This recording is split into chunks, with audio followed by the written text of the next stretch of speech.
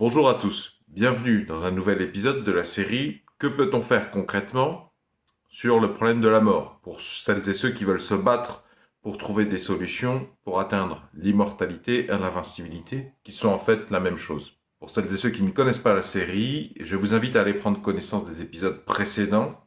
Vous aurez les explications, le cadre, et je ne vais pas répéter ce que j'ai déjà dit. Donc, une action concrète qu'on peut mettre en place. Ça peut paraître trop gros et trop simple comme raisonnement, mais en fait, je crois que c'est vrai.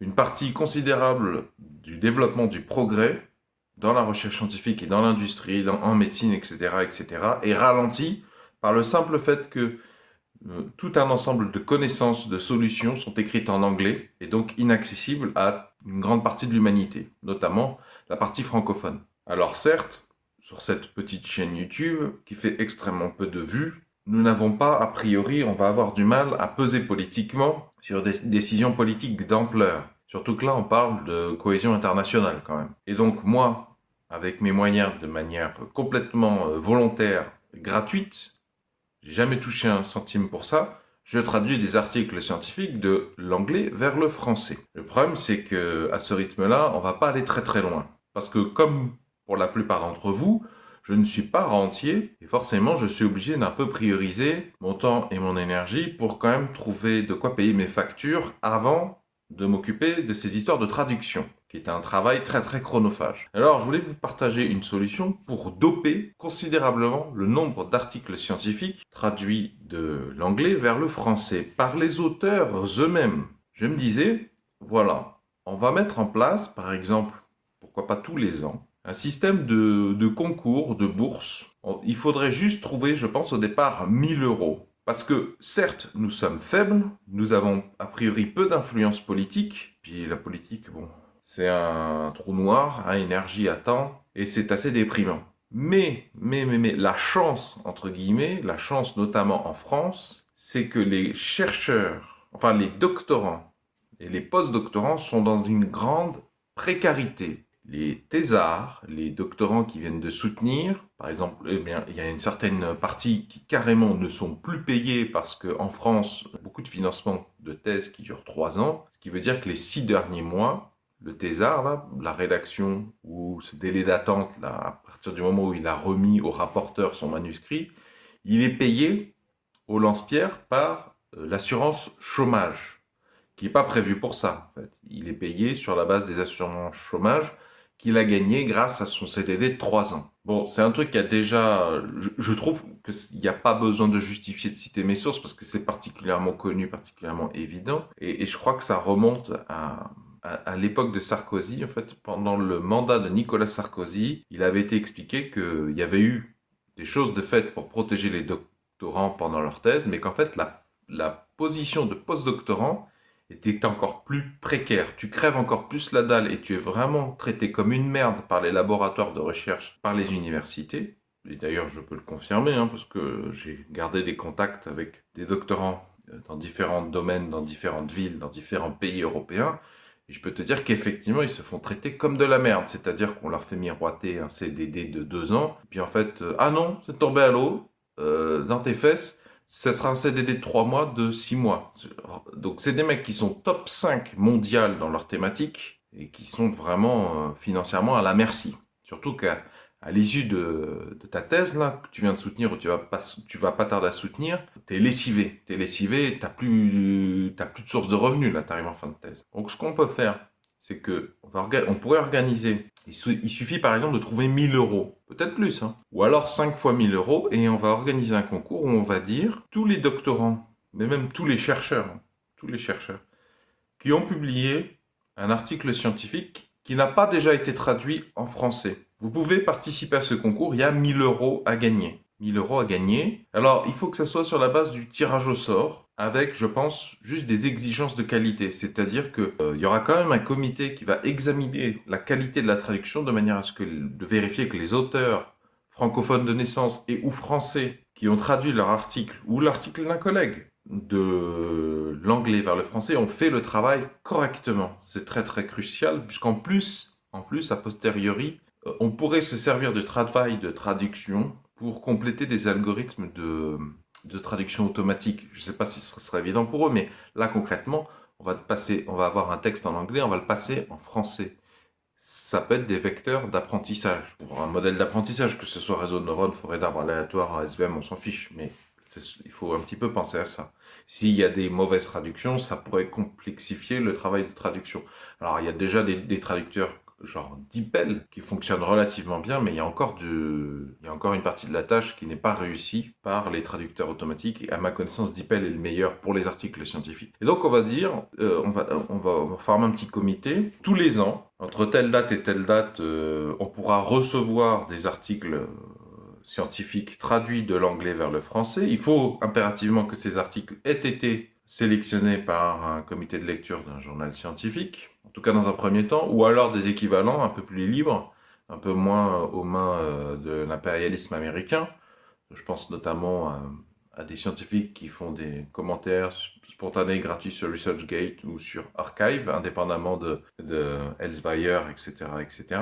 Et donc, pour les articles, pour le lot d'articles scientifiques qui a été correctement traduit, eh bien, on va procéder à un tirage aléatoire. Donc, je pense que le tirage aléatoire, c'est important, parce qu'une fois qu'on aura donné ces informations, attention, il faut que ce soit de la qualité, sinon votre article ne sera pas placé dans l'urne dans laquelle il y aura le tirage aléatoire. Et si tu combines ça avec le tirage aléatoire en lui-même, ça sert à rien d'essayer de graisser la patte, tu vois, en système anticorruption.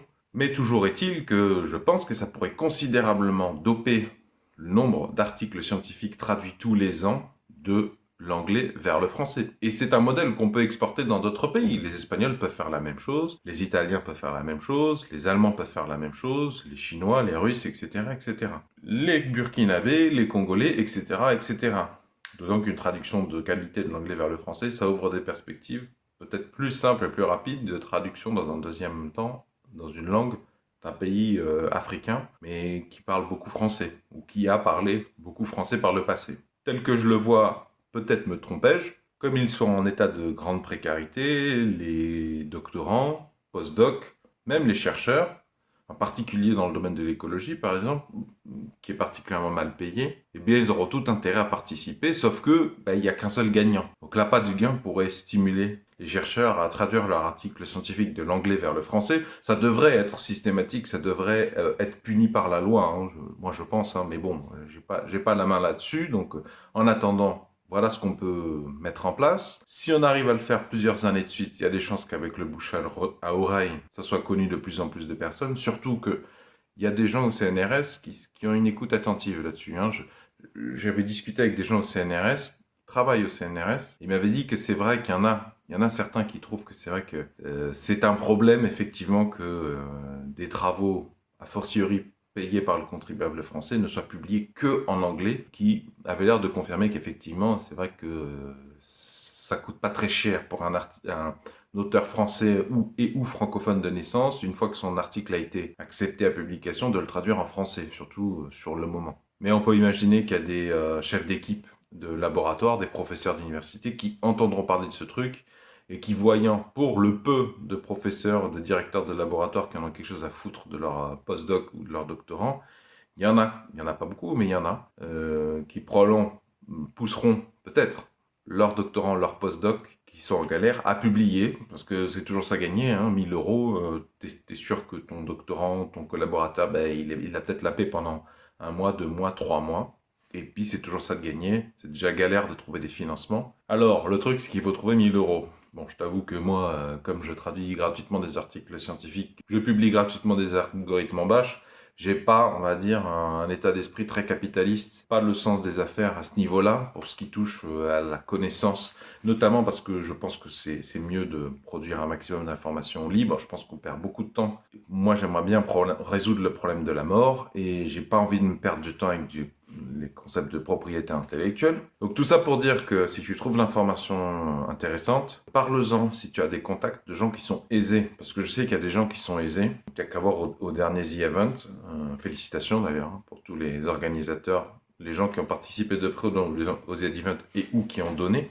Mais tu regardes le nombre de dons qu'il y a eu lors du Z-Event de 1000 euros. Il y a eu un nombre incalculable de dons de 1000 euros. Donc nous, avec un seul don de 1000 euros par an, je pense qu'on pourrait facilement avoir 10, 20, 50 articles scientifiques traduits de l'anglais vers le français. Je le dis maintenant, je ne suis pas sûr de l'avoir déjà dit, il faudra vérifier en amont lors de la sélection, outre vérifier la qualité de la traduction, par des méthodes d'échantillonnage aléatoire.